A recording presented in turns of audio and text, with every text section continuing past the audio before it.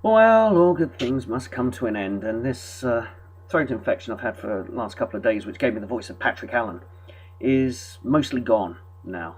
I'm only slightly Patrick Allen. I'm like Patrick Allen's kind of little cousin now. It was great for a couple of days. I could go into a coffee shop and sound like an advert. I just say, I would like the rich, mellow flavour of freshly ground Kenyan coffee. You see, I still got a little bit, but I mean, I spoke everything sounded like Patrick Allen, which was awesome. It's not great having a throat infection, but it's awesome sounding like Patrick Allen. Anyway, that's not the point of this video. The point of this video is to talk about moon landing conspiracy theories. And this is going to be a start of a short series that I'm going to do, where I'm going to look at the historical and the filming side of the conspiracy theory. Now, I believe people really did land on the moon. I believe Apollo was real. In fact, I don't even think they faked the photographs, because there's some say, oh, well, they did land on the moon, but they faked the photograph. I don't even think they did that. I think the photographs you see are real.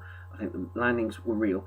But I want to talk about what I see are problems in the conspiracy theory, and not from the scientific and engineering point of view, because there's some great guys out there who run these fantastic websites and have fantastic YouTube channels. I'm going to call out people like Astro Brandt, Phil Plate, Gone to Plaid, amongst others. If I've left you out, big apologies, because there's some amazing guys both in the United Kingdom and in the United States who've done some fantastic work in producing conspiracy theory debunking videos. And for a while, over a period of 10 years, we bantered, we laughed, we shared information, we encouraged one another as we took on the conspiracy theorists. Now, when I debate a conspiracy theorist, I'm not looking to score points off them. I'm not looking for an ego boost. The reason I do it is because there are a lot of children at school and teenagers in high school, maybe even college students, and they get an image of science and history from conspiracy theorists. And if no one argues the case, if everybody sits back and says, well, of course we landed on the moon, of course the history isn't wrong, it hasn't been totally falsified. If we sit back and say nothing, then the loudmouths, the conspiracy theorists, they win. So I argue the counter-argument. So if somebody produces a video that says the moon landings were fake, and if I get involved in debating on their channel, on that video, it's not because I'm trying to put the conspiracy theorists down. I'm trying to argue the other point so that people who watch the video can hear another point of view. And hopefully, when we set out the logic and we set out the history and we set out the science, we can convince people. So I'm going to do a disclaimer, first of all, and that is, I am not a scientist, nor am I an engineer. I didn't do a sciences degree. I took science up to my final year at secondary school. I did pretty well. I passed science, and I have a good working knowledge of layman's physics, chemistry, biology, and the multi-strand sciences. But I read history at university, and then I later went on to film school. So I am going to approach the moon landing conspiracy theory from the perspective of someone who trained as a historian and also as a filmmaker. I'm not going to double up on what other great conspiracy theorist debunkers have done. You can go and search those guys I mentioned, plus a whole host of others. Curious Droid, he's another good one. So I want to talk about three criteria. Well, 3.5 criteria, really. I'll explain why it's a half later. But the criteria that I think need to be met in order to prove there was a conspiracy to fake the moon landings. And these things haven't been found yet, but it's my test. It's my challenge, in fact, to conspiracy theorists.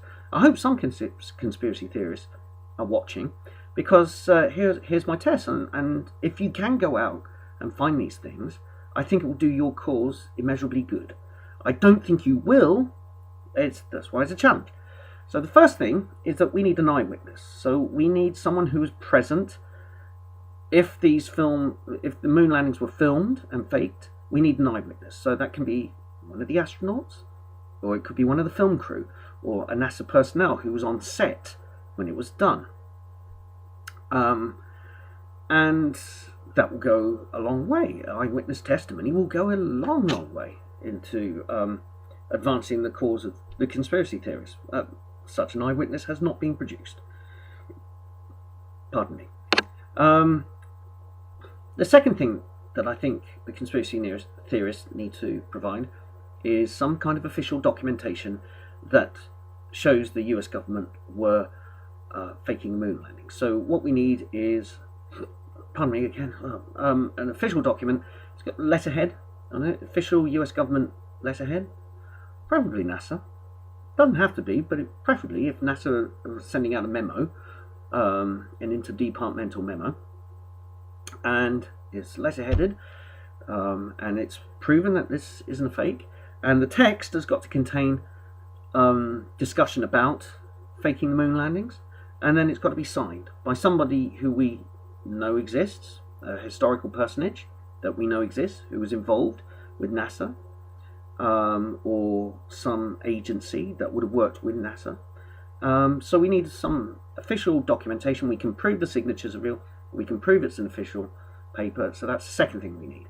And the third thing we need is a still photo or some film footage of the filming in progress. So what we need is, in the photo, is mock-up lunar module, the astronauts, on a set, and it needs to be wide enough to show that it is a set. So we've got the edge of frame, so we've got the wooden set frames in shot, maybe the lighting gantry, the camera crew, the director.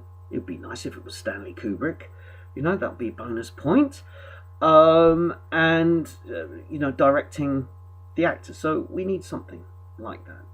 And those are the three main things I think the conspiracy theorists need. I do know of a video which is of Apollo 15, and supposedly a film technician wanders in on set and then wanders back out. That's so obviously faked. It's matted on. It's superimposed on because there's a box. You can see the outline of the box, and it cuts the astronaut. I think it's Charlie Duke. No, he was on Apollo 60. But one of the astronauts, and you can only see his legs. You can't see the top half of his body because they've superimposed this, this box with the stagehand coming on. Easy to disprove.